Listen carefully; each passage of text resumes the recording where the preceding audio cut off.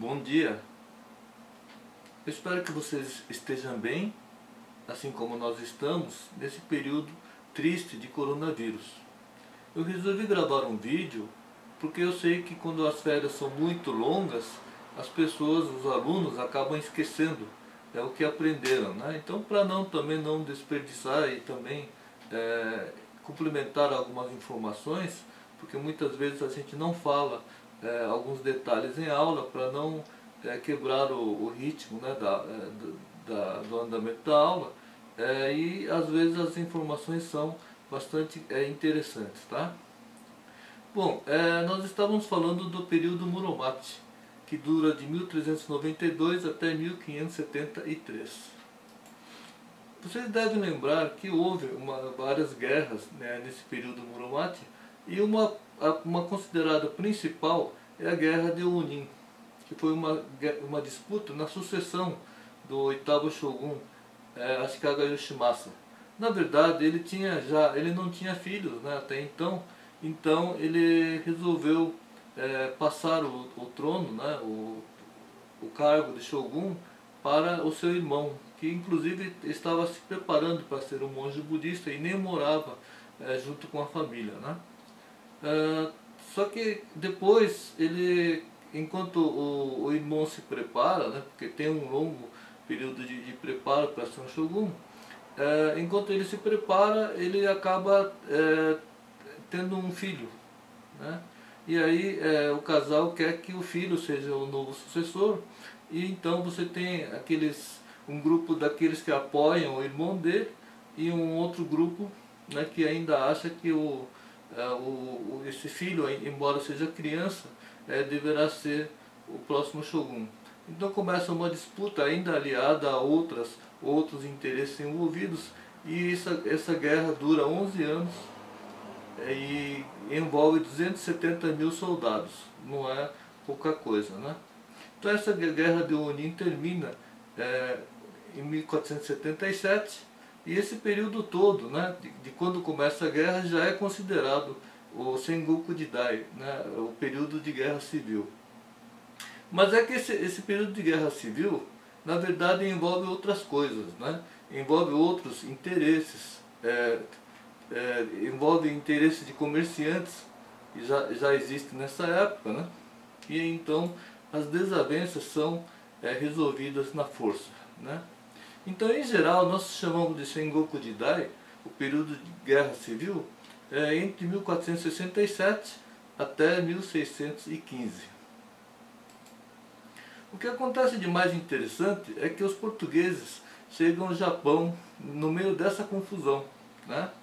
Então eles chegam em 1543.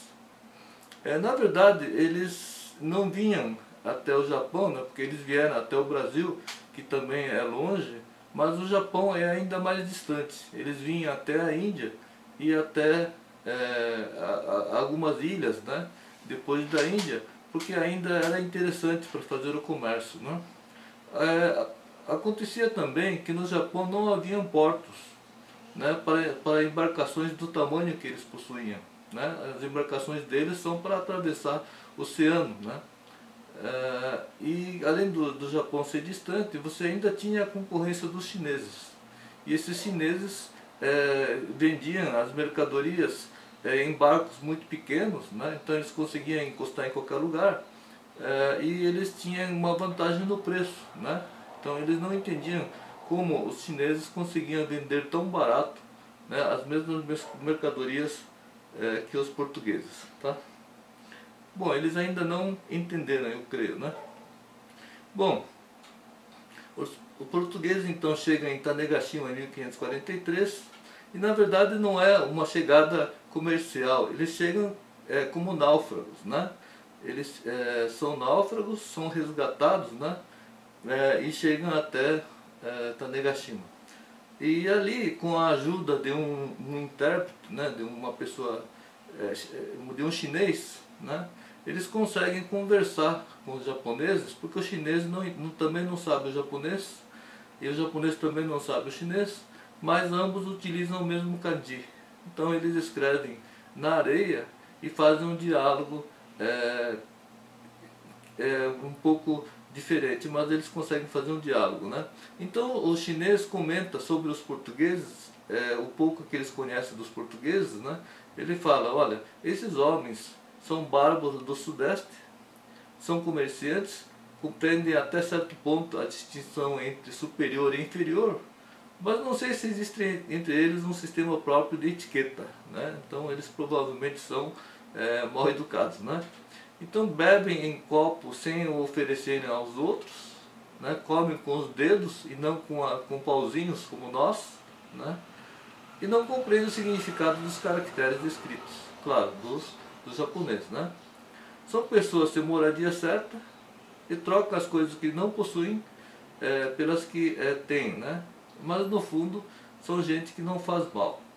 Aí a gente olha o mapa que os portugueses possuíam na época, esse mapa do Japão, né, estranho, e a Coreia, né, que esse separado aqui, totalmente desvinculado do continente chinês, né? Então com esse mapa é difícil você navegar por essa área. Outra, também porque mostra o desinteresse que eles tinham, então não havia necessidade de ter um mapa bem desenhado, porque eles não iam para lá, né? Até então. Bom, o que interessa para os japoneses? Na verdade, só uma única coisa. É o arcabuz, uma espécie de espingarda que você acende o pavio, né? E que poderia ser muito útil para a guerra, que afinal nós estamos em guerra civil, o Japão inteiro está em guerra, né? Então o senhor feudal, né, um jovem, ele resolve adquirir 2 exemplares do arcabuz, desmonta, né, um deles, né, e começa a fabricar a arma da mesma forma. E isso acaba mudando bastante o curso da história, né? Muitos historiadores inclusive falam que essa introdução dessa arma mudou o curso da história no sentido de ter abreviado a guerra civil. Ela teria demorado mais tempo se não fossem essas armas de fogo. Bom, o interesse das armas do Japão de um lado o Japão tem interesse nessas armas, né? E por outro lado os portugueses, né, também têm interesse em trazer aqui o catolicismo, né? Então o Francisco Xavier, que é Francisco de Jasso Azpilicueta Atondo e Asnares, né? Ele é Francisco de Xavier, da cidade de Xavier. Ele chega em agosto de 1549 para pregar o catolicismo no Japão. Bom, o catolicismo inclusive dá bastante certo, porque o Francisco Xavier já não é um padre simples, ele é o fundador da Companhia de Jesus e com bastante informação já estava trabalhando na Índia, já estava trabalhando no Sudeste Asiático.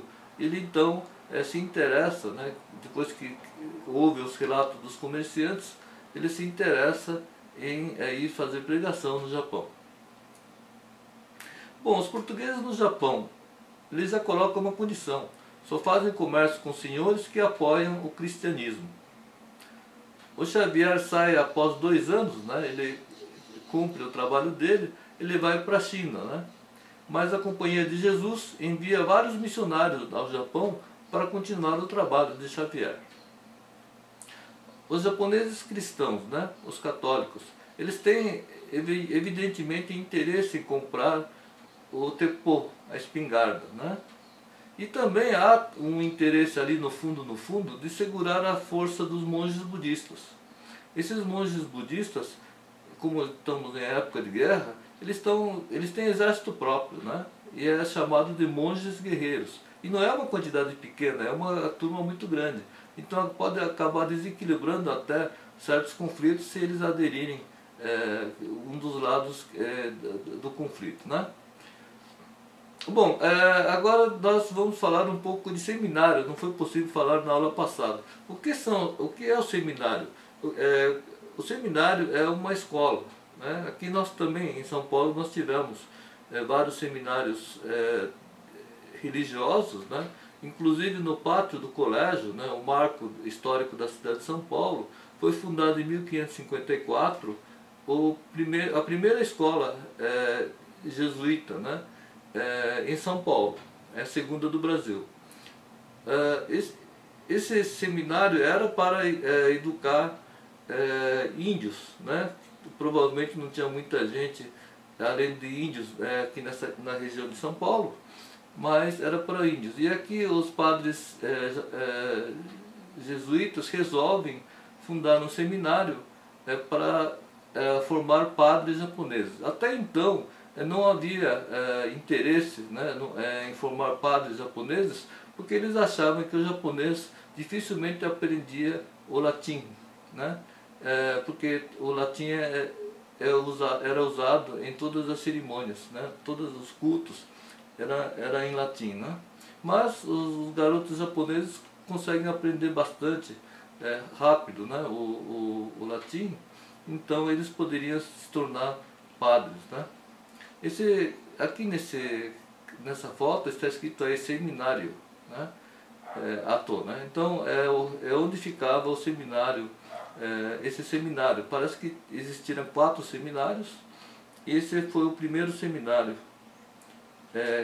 fica na província de Shiga. Bom, vocês lembram que nós falamos na aula passada do Yasuke, o samurai negro. Esse Yasuke ele foi levado pelo padre Alessandro Valignano, né? Italiano e também da Companhia de Jesus. Mas esse Valignano, que era o responsável pela difusão do catolicismo no Japão, ele não fez voto de pobreza como o Francisco Xavier, né? Embora seja da mesma Companhia de Jesus, a ideia dele era que os padres se vestissem, né, e se portassem de acordo com a classe de onde eles vieram, né? Então Valignano é de uma família rica, então mesmo no Japão ele costumava exibir essa sua riqueza, né? Por exemplo, andando de elefante, né? Esse elefante que não tinha no Japão, ele levou da Índia, né? E você tem ali vários escravos, né? E 3 deles nessa ilustração são negros, né? E um deles é o Yasuke, né?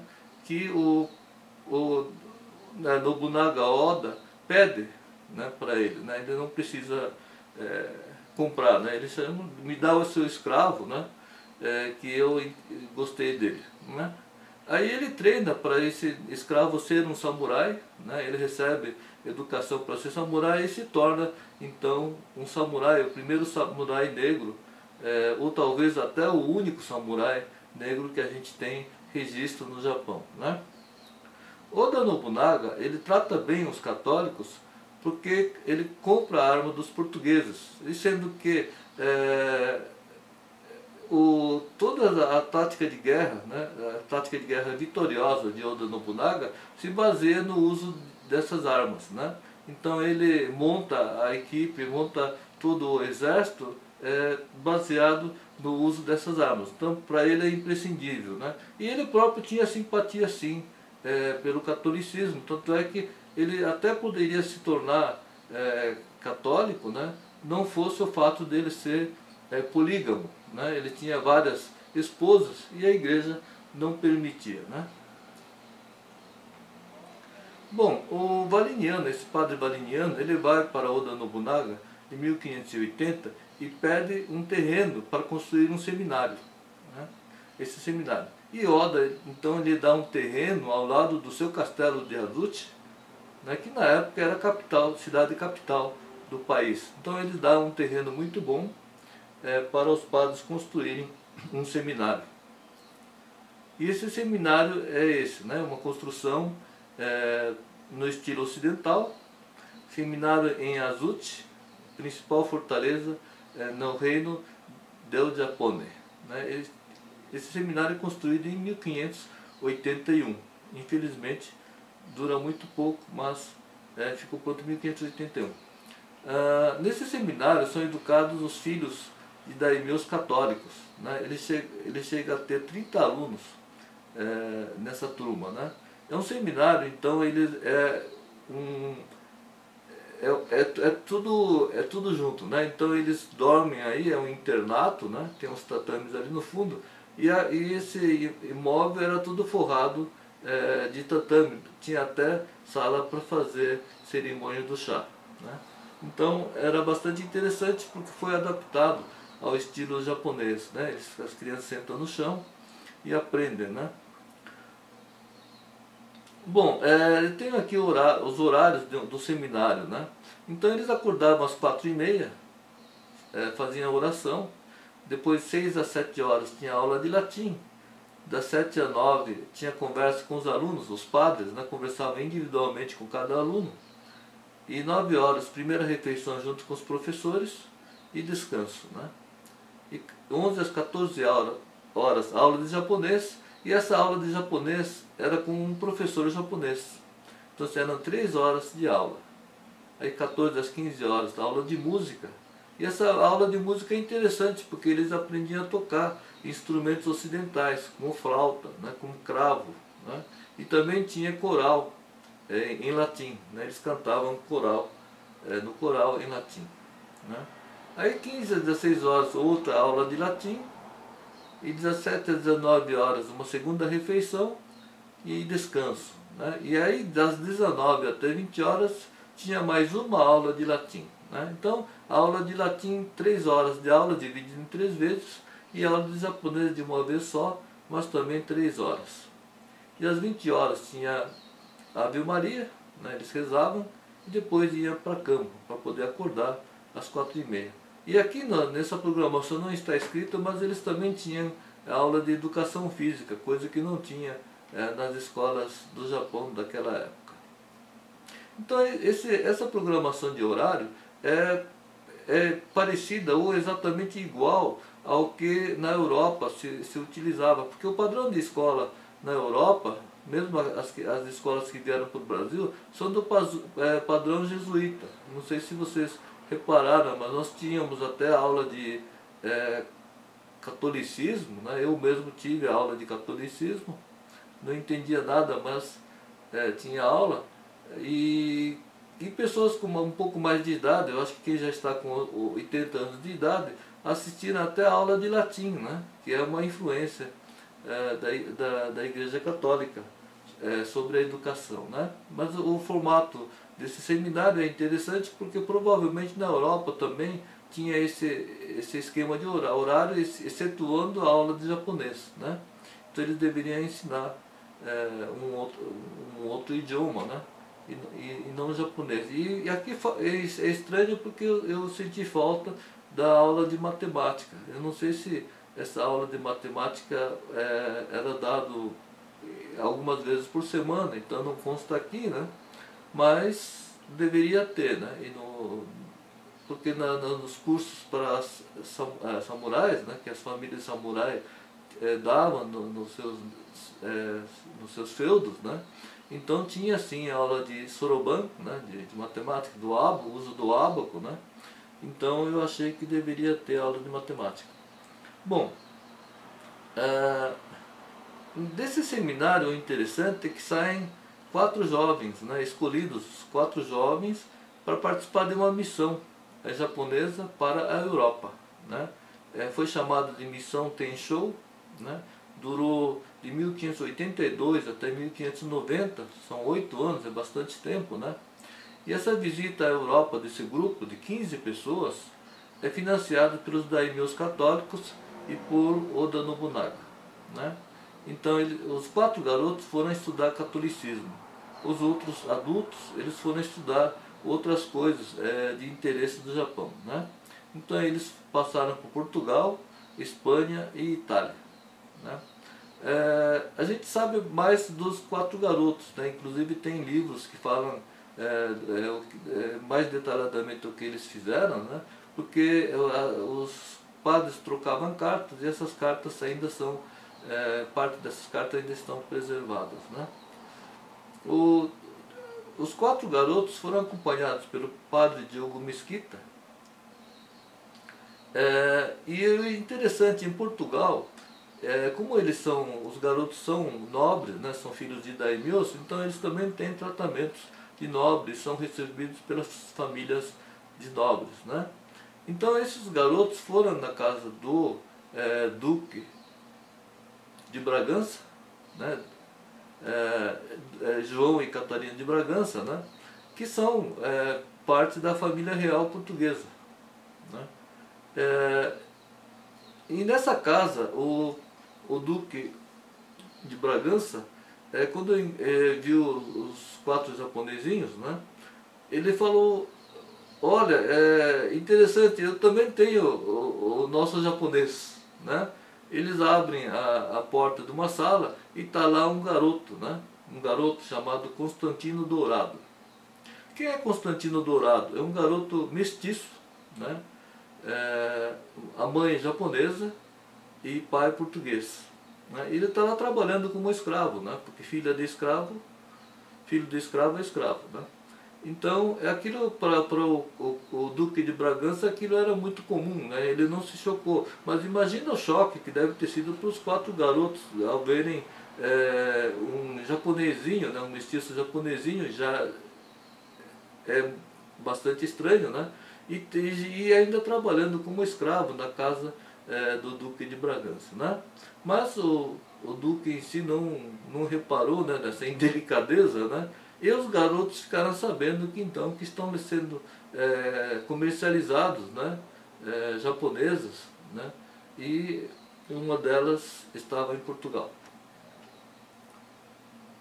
Bom, sobre essa viagem desses 4 garotos, existe uma série, né, eu acho que é uma série, tá, de filmes da Amazon Prime, né, e que fala dos 4 jovens que tinham então entre 13 a 14 anos quando chegaram na Europa e se tornam os primeiros padres japoneses no Japão. Tá?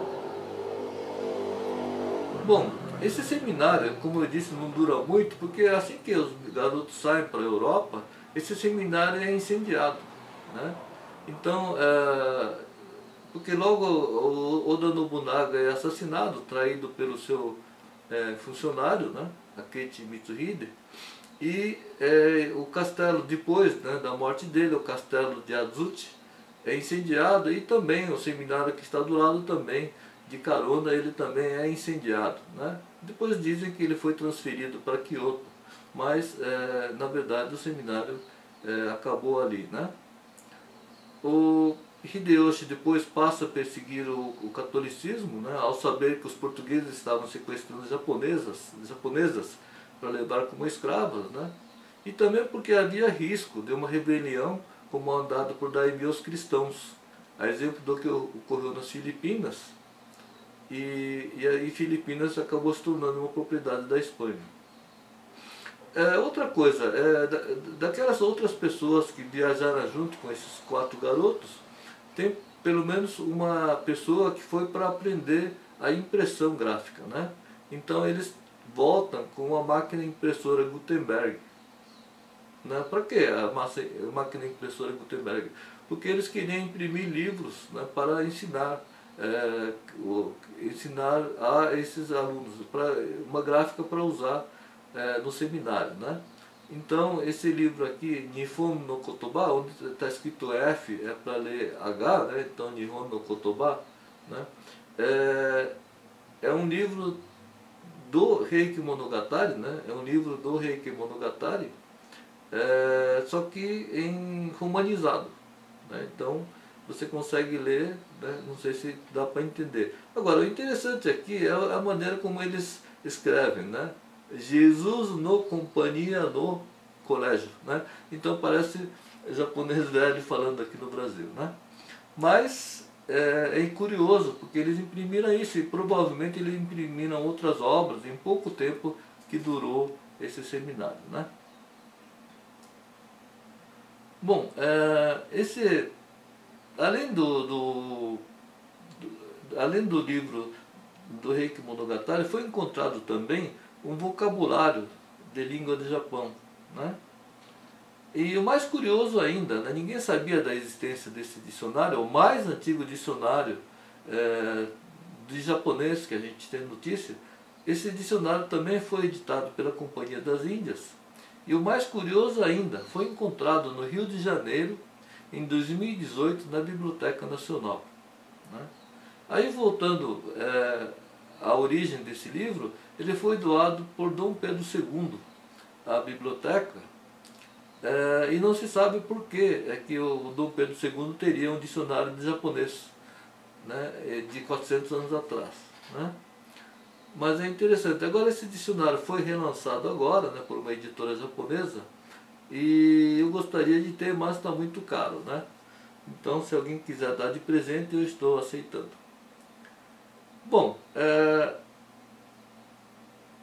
o sucessor, né, de Oda Nobunaga, o Toyotomi Hideyoshi, ele decreta a expulsão dos missionários católicos em 1587. Né? Aí, depois de vários incidentes, que foi falado em aula, em 1597, então acontece a execução dos 6 frades franciscanos, 3 jesuítas e 17 japoneses. Né? E ele se torna então os 26 santos japoneses. O Japão, que não é um país católico, ele tem 26 santos japoneses. E o Brasil, que é um país católico, tem 2, né, ou 3. Mas é assim, existe um museu em Nagasaki exatamente em homenagem a esses 26 santos católicos. Tem pertences, tem histórias e várias coisas, até ossos, né, desses mártires, né, da história do catolicismo. O Toyotomi Hideyoshi, que constrói o castelo de Osaka, ele falece logo depois, sendo sucedido por seu filho, né? Só que esse filho dele ainda é uma criança. E então quem acaba assumindo é Tokugawa Ieyasu, que era aliado de Hideyoshi, e ele então tenta organizar, né? Um país que estava tudo parado, né? E agora o país está unificado, né? No período Muromachi já existem comércio, então as cidades portuárias, principalmente as cidades portuárias, tinha essa aparência dessa foto aqui, né, de uma maquete. Tá? Então, isso aqui, claro, em ruas comerciais, essas ficavam perto das cidades portuárias e também perto de grandes templos, né, budistas ou sintoístas. Eles faziam comércio no caminho, né, por causa dos peregrinos. Né. Mas isso já começa a ter um comércio, começa a ter uma classe média, né, que já não é samurai nem agricultor, então passa a ter uma vida cultural urbana. Né. Bom, a próxima aula é sobre o período Edo, e essa é uma aula bastante interessante, porque Tokugawa, depois de assumir o país que esteve em guerra todo esse tempo, esteve dividido todo esse tempo, ele vai ter que se munir de alguma forma, né, tomar atitudes realmente interessantes para eles poderem permanecer no poder por tanto tempo, né, afinal dura 260 anos, né, a sua permanência da família Tokugawa no governo. Então ele realmente usa algumas estratégias muito interessantes, muito inéditas, né, para se manter no poder e também administrar um país que já está totalmente destruído pela guerra. E o período Edo é o que mais eu me identifico. Eu acho que é uma identidade japonesa toda, né? O raciocínio japonês está aqui no período Edo, é que você começa a entender como funciona o Japão através da compreensão do período Edo. Eu gosto bastante do período Edo, eu acho que vocês também vão gostar. Né? Bom, eu queria que vocês que assistiram o vídeo me mandassem pelo menos uma mensagem dizendo que assistiram a aula. Né? O e-mail está aí, porque eu estou falando com as paredes aqui, né? Estou gravando sozinho, então eu nem sei se vocês estão assistindo aí, se vocês estão bocejando, se vocês estão entendendo. É uma dúvida, então eu queria que vocês me mandassem alguma coisa dizendo que assistiram a aula, tá ok? Bom, provavelmente a próxima aula vai ser no dia 17 de maio, né? Porque a gente vai ter que adiar essa aula de 26 de abril, porque ainda nós estamos em quarentena, ainda não é permitido fazer reuniões, né? Então, espero que no dia 17 de maio a gente possa retomar as aulas e falar bastante sobre o período Edo, que é bem legal, tá ok? Então, todo mundo se cuida, usem as máscaras para sair nas ruas, né? E vamos ver se a gente volta com toda a força agora no mês que vem, tá ok? Então tchau e um abraço para todos.